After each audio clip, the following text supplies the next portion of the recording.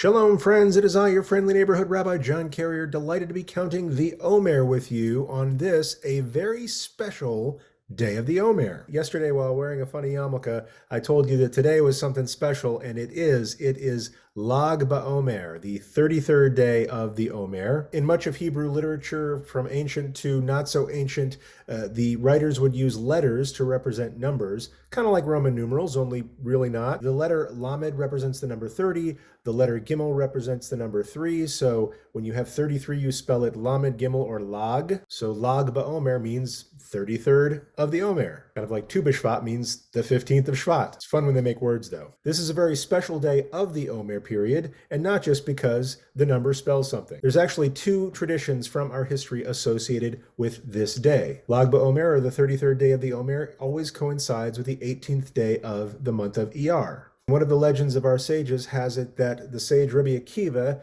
had 24,000 students die of a plague. That is unfortunate. They had neither germ theory or masks, and that's what happened. But the legend says that on the 33rd day of the Omer, all the dying stopped. And so from that day to this, every year on the 33rd of the Omer, we celebrate the end of a plague. Wouldn't that be nice? And not only that, there was one particular student of Rabbi Akiva named Rabbi Shimon Bar Yochai, or the Rashbi. We like to use acronyms for stuff. Lag, Rashbi. See, it works. The Rashbi was most famous for being the one who related the Zohar. The Zohar, or the Book of Splendor, is one of the most famous sources that we have for Kabbalah, the secrets of Jewish mysticism. And it's said that on the day that the Rashbi died, the 33rd day of the Omer, it's when he revealed the deepest secrets of the Zohar itself, including certain aspects of the divine attributes like the ones that we're studying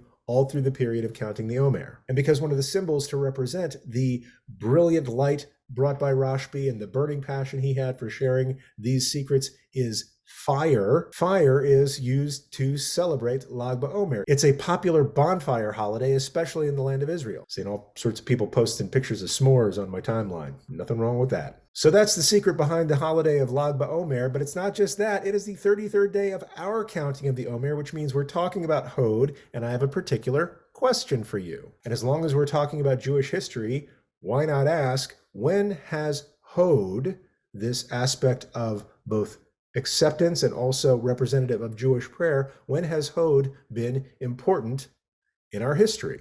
I want you to think about this while I share my favorite example. Of course, the Rashbi and Rabbi Akiva were sages of the Mishnaic period. This is the period of our history where we saw a great transition from what's sometimes called biblical Judaism to rabbinic Judaism. Biblical Judaism is that as it was practiced from, let's say, creation through the revelation of the Torah at Sinai into the periods of the two temples. That's when all the various rules laid out for sacrifices and things like that were applicable. But then, as I've shared before, probably a couple of times now, at a certain period, we lost that second temple right around the time of these Mishnaic rabbis. And what a small ragtag band of rebellious rabbis decided not only enabled the Jewish future, but had everything to do with Hod. The first thing they had to do was accept that they weren't going to be doing sacrifices again anytime soon. It took a long time to build that first temple, took a long time to come back and build the second one, and the Romans had just exiled us from the site where the temple should be built. So it was going to be a while. And I may have shared this before as an aspect of Netzach, because there are some folks who are still waiting very patiently for the establishment of the third temple. In the meantime, the rabbis in the time of Rabbi Akiva decided, we just need to figure out what to do next because this is out of our control. And sometimes in moments of drastic change, the hardest thing to do is accept that things have changed. That's why one of the first stages of grief is denial. And some people say that the last stage of grief is acceptance, although it's possible to accept something and still go back and be sad about it. In any case, they made the decision that remaining Jewish, remaining connected to each other, remaining connected to God was more important than their attachment to a building. And that's where another aspect of Hod comes in. What did they replace the sacrifices at the temple with?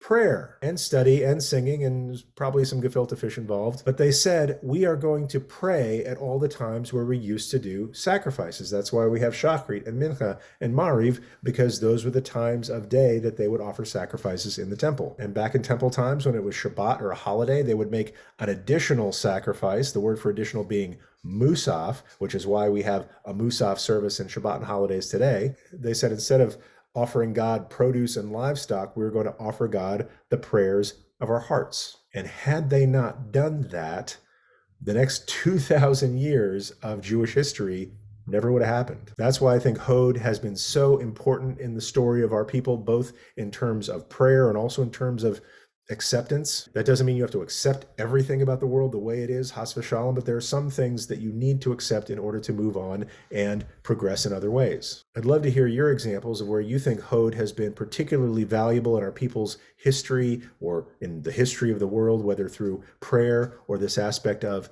acceptance. Whatever you're thinking about this right now, put it in our Facebook group, put it in the YouTube comments, send me an email, write it down in your journal. You do you. If you're feeling like turning on the fire pit tonight or making a little bonfire or, just making s'mores in the microwave, as long as you live in a place where it's safe and legal to have fires like that. I know in Southern California, we have to be kind of careful sometimes. You have my encouragement to celebrate Lag BaOmer, as long as you don't forget to count day number 33 of the Omer tonight after sundown. Enjoy your s'mores, and I will see you on day 34. Until then, peace. Ragtag rebel rabbis, ragtag rebel rabbis, ragtag rebel rabbis. Try to say that 3 times fast.